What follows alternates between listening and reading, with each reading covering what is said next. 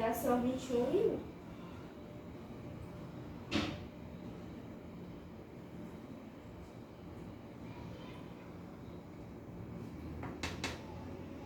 Boa noite, que alegria poder estar aqui nesse momento, dando início a essa jornada. Seja bem-vindo, você que está acompanhando aqui, seja bem-vinda, você que está aqui conosco. Essa jornada ela começa hoje, né? E ela não tem data para terminar, né? Então a gente vai seguindo até quando Deus quiser, né? Até quando Ele nos mostrar, né, que é o momento, né? É o momento de fazer esse trabalho. Então que Ele possa, né, nos conduzir, né? Conduzir esse trabalho realizado com tanto amor, né? Com tanta dedicação. Para aqueles que não me conhecem, né? Eu sou a psicóloga Genísia Fontenelle. E eu estou dando início a esse projeto que tem o intuito de ajudar casais que passam por crises no seu casamento. Esse foi um projeto que Deus mesmo colocou em meu coração, lá atrás, já há algum tempinho, para que eu pudesse ter essa oportunidade de estar aqui hoje com cada um de vocês e poder auxiliar nesse momento que a gente sabe que muitas vezes é um momento de dor, é um momento de dificuldade. O trabalho ele é mais voltado para mulheres, né? Vocês vão perceber que em alguns momentos, né, a gente vai ter grupos específicos de mulheres que vivem essa dor, que muitas vezes já querem desistir, que estão cansadas muitas vezes de buscar essa restauração em seus casamentos.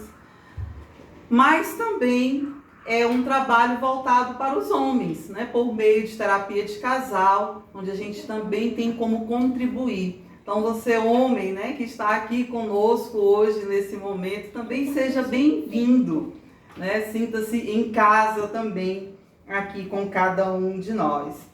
E a gente já quer, né, dar essas boas-vindas, né, a todos vocês e iniciar esse momento agradecendo, né? Agradecendo em primeiro lugar a Deus, que me permitiu estar aqui hoje, que me permitiu viver tudo o que eu vivi, sempre sendo amparada por Ele, para que hoje eu pudesse estar aqui contribuindo, né, com todas as pessoas que vivem aquela mesma dor que um dia eu vivi. Quero também agradecer a minha família, quero agradecer ao meu esposo, quero agradecer às minhas filhas, porque se hoje eu estou aqui, é porque eles são os meus maiores incentivadores, são aqueles que se alegram em saber que por meio desse trabalho, outras famílias também podem ser restauradas, outras famílias também podem viver a alegria que nós vivemos hoje. E quero agradecer também a todos os amigos que trilharam um caminho comigo, que estiveram comigo lá naquele momento de dor, naquele momento de sofrimento, me amparando a minha família, não nos deixando desistir, mas sendo aquela força que em vários momentos eu precisei. E quero agradecer a você, né? Você que hoje está aqui com a gente, né? O meu muito obrigada. Obrigada pela confiança, obrigada pelo apoio, obrigada por essa energia, né, que você vai passando para mim, daí da sua casa. Obrigada por esse tempo, né, que você dispôs para estar aqui, acompanhando esse trabalho que está sendo iniciado nessa noite. Então, feito todo o agradecimento, eu quero aproveitar esse momento, né, para partilhar um pouquinho com vocês a minha história, né, a minha história de vida, né, de onde eu vim, o que me trouxe, né, até aqui esse momento. E eu não poderia começar de forma diferente. Vocês sempre vão me ver começando da mesma forma, reconhecendo que eu sou uma filha amada de Deus. E quando eu olho para a minha história, é possível perceber o agir de Deus na minha vida. É possível perceber Deus me acompanhando em todos os momentos. E vocês vão entender um pouquinho por que eu estou falando disso. Eu venho de uma família, onde nós somos 3 irmãos. Eu sou a do meio, a única menina. E diferente de muitos de vocês, eu acredito, eu fui criada pela minha avó. Apesar de eu ter contato com meu pai, com a minha mãe, com os meus irmãos, até 15 anos de idade, foi a minha avó, que esteve ali ao meu lado. E dentre várias habilidades, características que eu herdei da minha avó, hoje eu utilizo o meu nome de trabalho profissional, Genísia Fontenelle. Foi algo que eu herdei também da minha avózinha. E eu fiz questão de trabalhar com esse nome para poder homenageá-la. Ela que eu sei que foi a pessoa que nesse mundo mais me amou e que hoje continua me amando lá do céu, que é onde eu tenho a esperança que ela esteja. Então, quando eu digo que eu sou uma filha muito amada, dizem que vó ama 2 vezes, Então, olha só como Deus é maravilhoso, O tanto de amor que eu tive na minha vida. E isso realmente é algo que não tem preço. E eu vou passar agora, feito já, contando um pouquinho já da minha história aqui para vocês. Vou passar lá para quando eu conheci o meu esposo, Você que me conhece, eu sou casada com o Valquir. Nós nos conhecemos, eu tinha 17 anos. O Valquir, ele ia fazer 26 anos quando nós nos conhecemos. E lá no início do nosso relacionamento, eu lembro que a gente começou logo a namorar e passado muito pouco tempo o Valquir falava em casar, em ter filhos. E eu com 17 anos falei, oi? Como assim? Isso não estava muito nos meus planos. Para mim era mais um namoro, onde eu iria conhecer uma pessoa, mas sem tantas pretensões. E eu lembro que um dia o Valquir chegou para mim e perguntou se eu rezava pelo nosso casamento. E eu falei para ele que não. Aí, ele ficou super chateado. E quando, falou, e quando eu pude falar, eu disse para ele que eu não rezava. Por quê? Porque eu entregava tudo nas mãos de Deus. E que eu pedia, para Deus, que se fosse da vontade dele, se o nosso casamento fosse aquilo que estava nos planos de Deus, que ele providenciasse, que tudo desse certo. E que nós realizássemos esse plano que já estava no coração de Deus. Mas também, se não fosse para ser, que ele também rapidamente ele separasse logo a gente, para que a gente não ficasse ali se apegando e depois sofrendo e etc e tal. E as coisas foram caminhando, e nós nos casamos. E por que eu contei essa parte da nossa história? Porque desde lá eu já entregava para Deus a nossa vida. Eu já entregava para Ele, eu já pedia essa resposta de Deus. E, gente, eu vou contar uma coisa para vocês. Eu sou muito lerda para ver a resposta de Deus na minha vida. Às vezes eu falo, Senhor, tem que desenhar, Senhor, para eu entender o que Tu está falando. E graças a Deus que Ele já sabe, que Ele tem uma filha assim que é um pouquinho devagar e Ele vai desenhando. Aí Ele vai me ajudando a ser aquilo que Ele quer, a ser aquilo que Ele sonhou para mim. E por que eu estou contando, gente, essa história para vocês? Por 2 motivos especiais. Primeiro, para que vocês percebam que desde lá do início do nosso namoro, nós já tínhamos as nossas diferenças. Nós não concordávamos sempre com a mesma coisa. Nós tínhamos toda uma história de vida que fazia de nós pessoas diferentes. Mesmo assim, Deus, Ele nos uniu, nesse casamento. E a segunda coisa que eu, quero deixar claro para vocês é que era a vontade de Deus, Então, eu tinha certeza, no momento que eu estava ali diante daquele altar, que aquela era a vontade de Deus. Porque era isso que eu havia entregue para Ele durante o meu tempo de namoro. Então, e se aquilo estava sendo realizado, era porque era a vontade de Deus.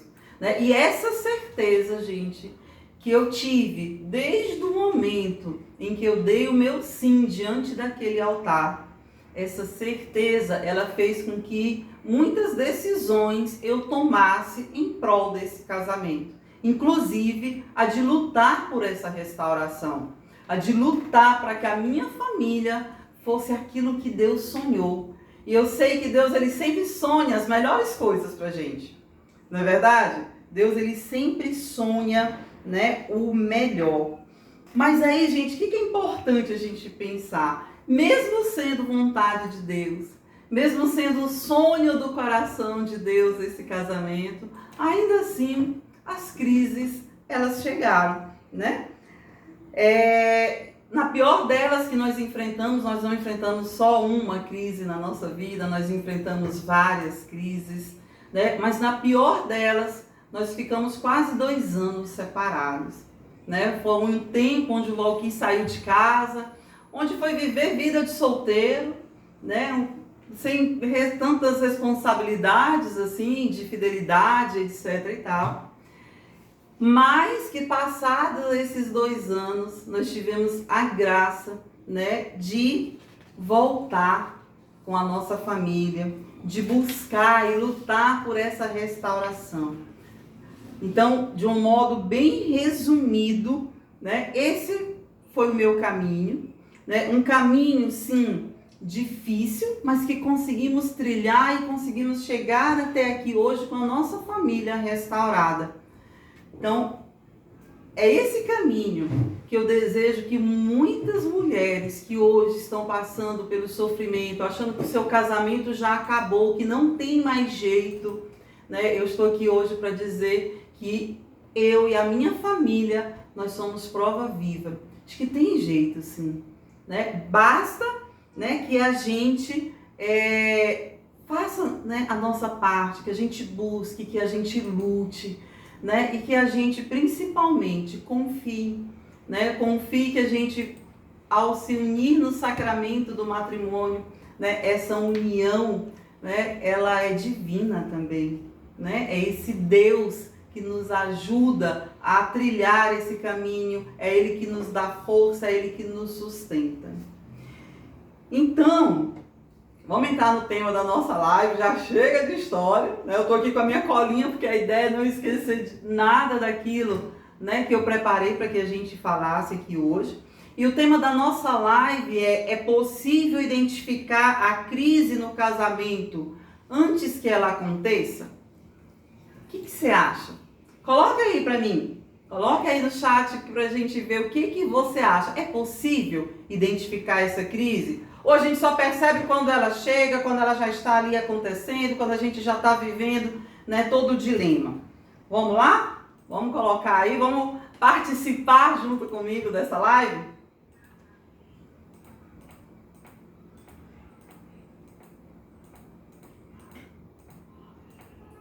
Vamos lá, estou aguardando aqui. Tem gente aqui dizendo que sim, né? Tem aqui a Cibele, Fernanda, Dulce. Que alegria, minhas amigas, ter vocês aqui, né, participando desse momento tão especial, né, na minha vida, na minha família. Vamos lá. Verena aqui participando. Que alegria. Gente, eu vou colocar o óculos que a pessoa tá meio cega já. Bosco aqui também participando. Que maravilha. Então, vocês colocaram, né, que vocês acreditam, sim, né, a Thaís, Laura, que acredita que é difícil. A Laura falou, eu acho mais difícil identificar antes. A Sheila colocou aqui só quando já está na crise, né, que a gente consegue identificar. Eu vou contar para vocês como que, no meu caso, isso aconteceu. Como que eu fui identificando, né, essa crise, se eu consegui identificar antes, se eu consegui identificar lá no meio, depois que já estava acontecendo. Mas antes de eu contar para vocês essa parte da minha história, o que aconteceu no meu casamento, eu quero conversar um pouquinho com vocês agora sobre a crise, né, sobre o que a psicologia ela vem nos ajudar, né, a trabalhar nesse tema, né, para que a gente consiga vencer, né, essas dificuldades. É importante a gente saber que esse estado de crise, ele perpassa a nossa história todo o tempo. É praticamente impossível alguém falar, né, que nunca viveu uma crise em sua vida. E não seria de se admirar, né, que nos nossos casamentos fossem diferentes, né? A crise, ela acaba também chegando, né? Ela acaba também chegando na nossa história, ela acaba também, né, chegando na nossa família. E junto com a crise vem uma enxurrada de sentimentos que às vezes são difíceis da gente lidar. Sentimento de tristeza, de desamparo, de insegurança, de angústia, são sentimentos, né, sentimentos de raiva. Muitas vezes, né, a gente vai se sentindo impotente, a gente vai se sentindo fracassado, e isso vai desestruturando, né, a nossa vida, né, o nosso emocional, a nossa família. Então é importante aqui a gente compreender que a crise, ela faz parte, né? Agora, qual é a diferença, gente? É nós sabermos como lidar com essa crise. É isso que vai fazer toda a diferença na nossa vida. Para isso eu vou te convidar, né? Nós vamos buscar ajuda lá com os universitários, vamos buscar a filosofia, vamos buscar a origem dessa palavra crise para a gente conseguir compreender, né, como que isso pode nos ajudar. Se nós formos pensar, a crise na filosofia, tá? Ela vai dizer que a sua raiz, a palavra sânscrita kri, K-R-I, que significa limpar, desembaraçar, purificar. A filosofia, ela vai nos trazer esse aprendizado. Se nós formos para o latim, no latim, crisis significa um momento decisivo. Essa palavra, ela começou a ser muito usada principalmente no meio médico, né, para identificar aquelas pessoas que estavam tendo seus casos agravados, que entravam em crise, né, por isso esse momento decisivo. Mas se nós formos pegar, né, os chineses, eles representam essa palavra com 2 caracteres. Esses caracteres, eles representam risco e eles representam oportunidade.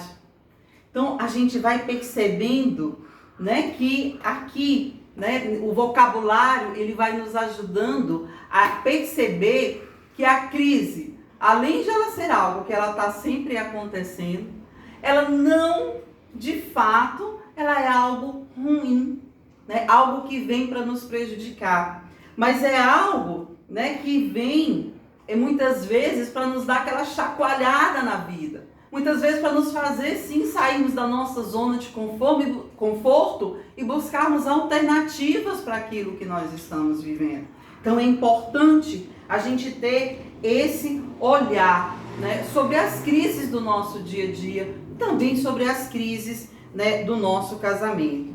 É importante a gente entender que a crise, ela normalmente, ela não aparece como um evento isolado, mas como uma junção de pequenas coisas que vão surgindo de uma forma muito discreta, né? De uma forma quase imperceptível, né? E ela vai chegando muito devagar na nossa vida, né? E isso faz com que dificulte a gente identificar aquela crise que está chegando. E muitas vezes, quando a gente identifica, a gente ainda tende a ignorar, né? E a gente ignora às vezes por quê?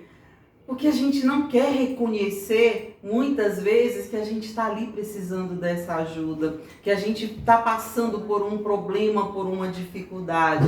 Só que no momento que a gente faz isso, o que acontece? A gente só vai protelando e aquilo vai virando uma bola de neve.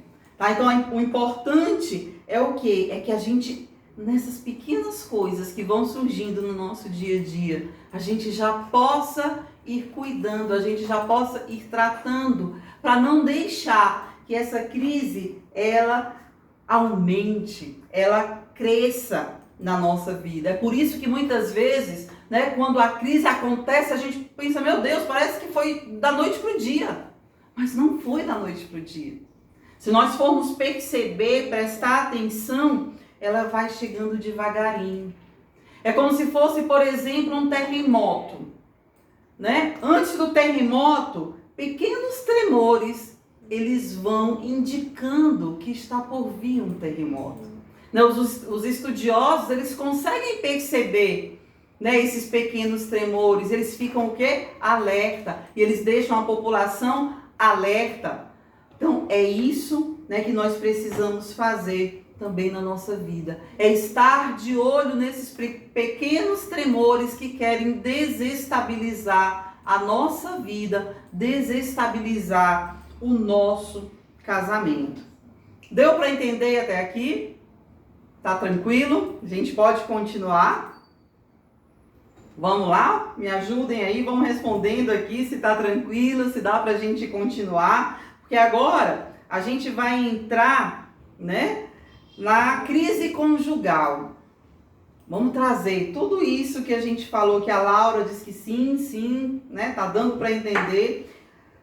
Fernanda também tá aqui dizendo ótimo. Ana Cláudia é minha colega de infância lá de Paraíso do Tocantins, beijo grande, Aninha.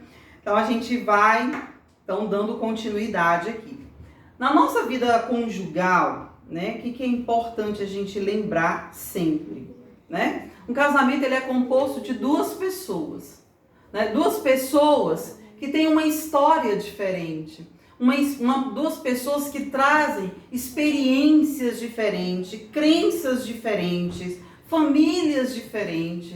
E essas duas pessoas, quando casam, elas trazem tudo isso com elas, né? Elas trazem toda essa experiência, toda essa diferença, né, para esse novo que está surgindo, que é justamente o casamento. Eu me lembro de uma vez que assim que eu casei, a gente estava em lua de mel, e aí eu estava na casa da família do Valquir, e a gente estava conversando, e aí tocaram no assunto de padrinhos de filhos, né? A gente recém-casado, 1 mês de casado, acho que até menos. E aí eles colocaram, o Valquir colocou que na família dele era comum que os próprios irmãos fossem padrinhos, né, dos irmãos mais novos, os mais velhos sendo padrinhos dos mais novos. E eu falei que eu não concordava com aquilo, porque eu achava que meu irmão já ia ser tio, ele já ia desenvolver esse papel, ele já ia amar, ele já ia cuidar, ele já tinha aquele laço sanguíneo, né? E que no meu modo de pensar, né, tinha que ser uma pessoa próxima, um amigo, uma pessoa querida, uma pessoa de confiança, né? E olha ali já, né, as nossas diferenças mais uma vez ali aparecendo, né? E nesse momento sempre vai ser preciso o quê? Né? Que alguém ceda, né? Alguém vai ceder, né, em prol, né, daquela harmonia naquela família. Como a gente está falando de cônjuge, eu vou fazer uma pergunta aqui para vocês, né? O que te levou, você que é casado, que está aqui com a gente, né? E você que não é casado ainda, o que você acha, né, que leva uma pessoa a se casar com outra? Coloca aqui no chat, por favor, né, para a gente ver, né, o que vocês estão pensando, o que vocês acham. Não existe certo ou errado aqui, gente, tá? Mas coloquem aí para mim. A Laura já colocou aqui para mim o amor, a Verena já colocou o amor. E mais? Vamos lá? O que vocês acham que faz com que a gente escolha, né, o nosso parceiro de uma vida inteira, né? Porque é até que a morte nos separe, né? Assim que a gente aprende. A Cibele colocou amor, afinidade, né? Então, normalmente, né, a gente fala que é o amor, né? E se eu disser para vocês que o amor não é a primeira responsável pela união de um casal? O que vocês vão falar para mim? Fafá aqui com a gente, beijo grande, Fafá. Fafá é minha comadre, madrinha da Samaroca. Se eu falar para vocês então, gente, que não é um amor, deixa eu explicar antes que vocês falem assim, meu Deus, essa psicóloga é mais doida do que eu. Então deixa eu explicar para vocês por quê.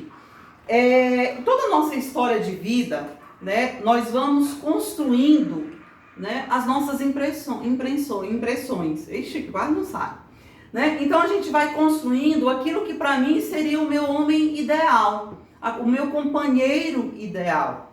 Né? E eu vou, como se eu fosse fazendo uma listinha. Ah, ele tem que ser honesto, ele tem que ser assim, assim, assado. E a gente vai colocando na nossa listinha. Né? Como é que tem que ser o nosso homem ideal.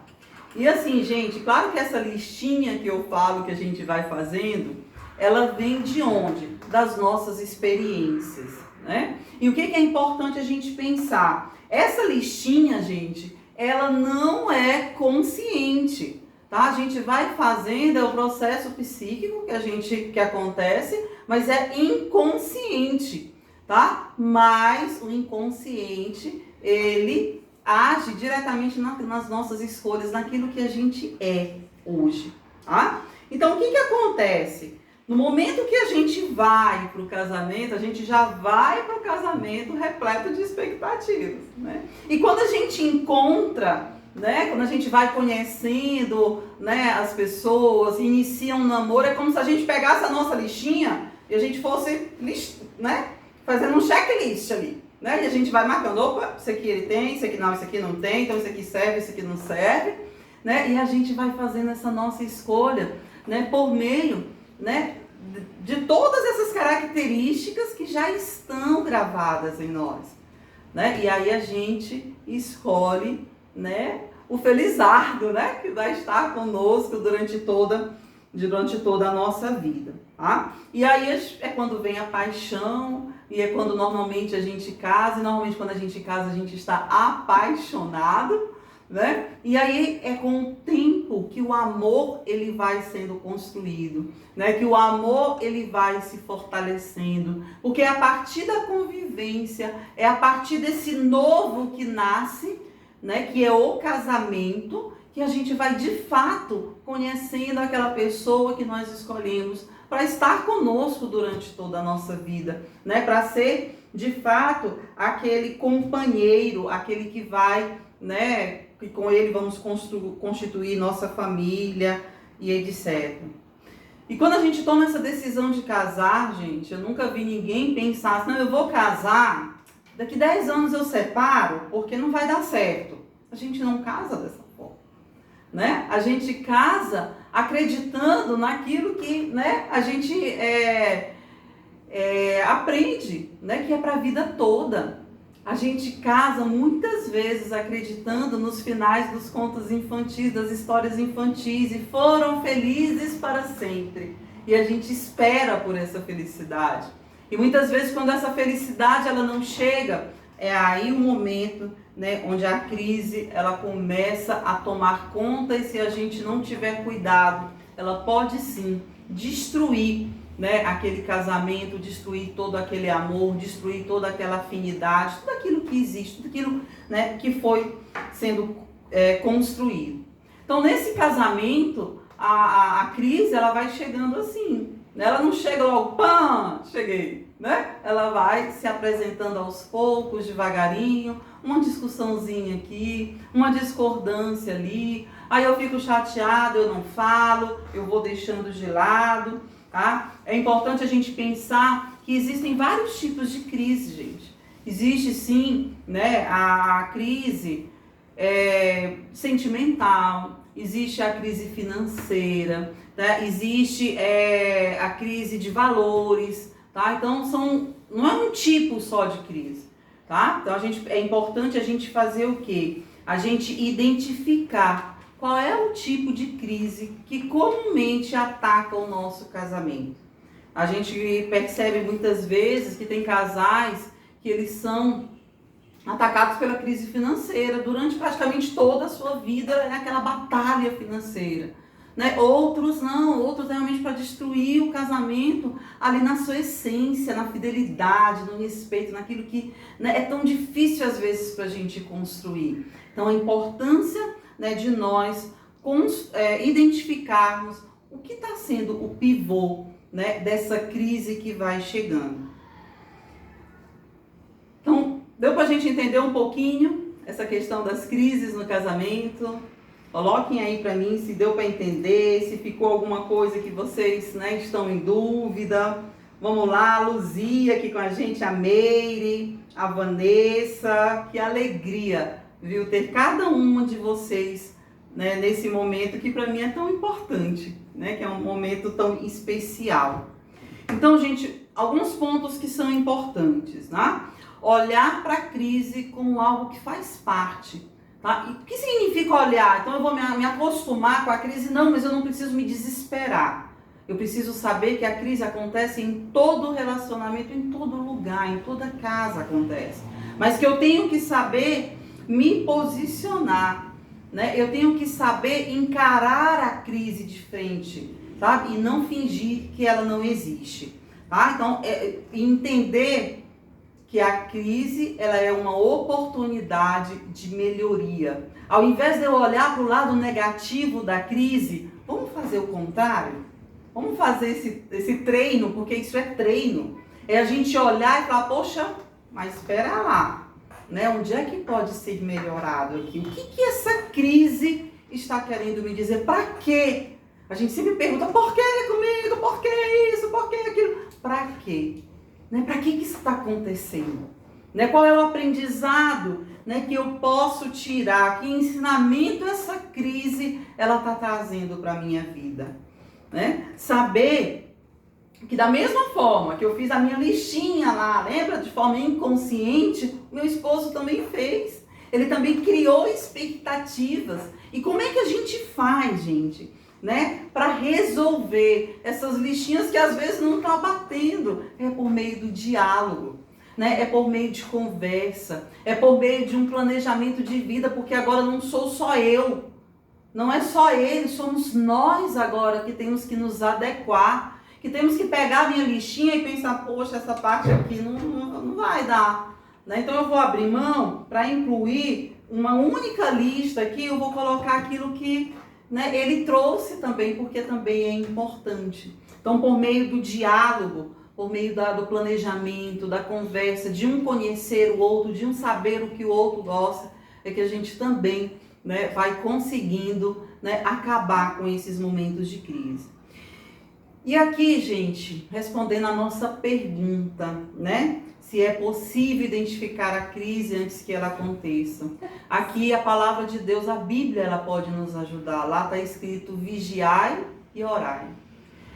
Esse vigiar e orar, ele serve para o nosso casamento, aí nós estarmos alertas, nós percebermos os mínimos detalhes. Não é ficar neurótica, a partir de agora tudo eu vou... Não, mas nós temos essa condição de perceber quando as coisas não estão indo muito bem. E ao invés de ter medo de encarar esses momentos, né, vai vendo o que está causando tudo aquilo. Porque se no início a gente consegue perceber, a gente tem condições de evitar que essa crise ela chegue num nível que a gente não consiga mais fazer nada. Então daí a importância, né, da gente vigiar todo o tempo a nossa vida, da gente nutrir aquilo que a gente fazia no nosso tempo de namoro. Tem tantos casais que quando casam acham que não precisam mais conquistar um ao outro. E a conquista, gente, ela é diária. É todo o tempo a gente precisa investir nesse outro, nesse novo que nasceu, que é o casamento, para que ele dê certo, para que dê frutos, para que no momento de crise a gente não caia, que a gente seja resiliente, né? Eu posso até envergar, mas não quero, né? Estou aqui, né? Tá difícil, tá complicado, mas eu estou aqui, né? Eu estou aqui firme e forte. E eu falei para vocês lá no início, né, que eu ia falar um pouquinho de como essa crise, né? Se eu percebi essa crise quando ela chegou no meu casamento, né? Como é que foi que aconteceu? E eu lembro que antes desse terremoto invadir a minha casa, a minha família, o meu casamento, os pequenos tremores eles já davam um sinal, né? Eles já apareciam, né? Só que, o que eu fiz naquele momento? Eu identifiquei que tinha algo errado, mas eu não dei a atenção devida. Naquele momento, né, eu lembro que foi uma época que eu não estava bem comigo mesma. Foi uma época onde eu achava que eu era uma mãe mais ou menos, uma esposa mais ou menos, uma filha mais ou menos, uma profissional mais ou menos, uma cristã mais ou menos, uma amiga mais ou menos.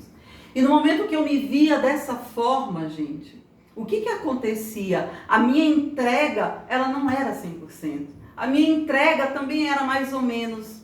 E aí eu fui dando brecha, agindo dessa forma, né, para que as coisas fossem acontecendo. E aí talvez você me pergunte assim, Genísia, você está querendo me dizer que a culpa foi tua, de tudo que aconteceu? Eu vou te dizer, não, não é isso que eu estou dizendo. Mas eu estou dizendo que eu também tive a minha parcela. Porque o casamento, como eu falei lá no início, eles são duas pessoas.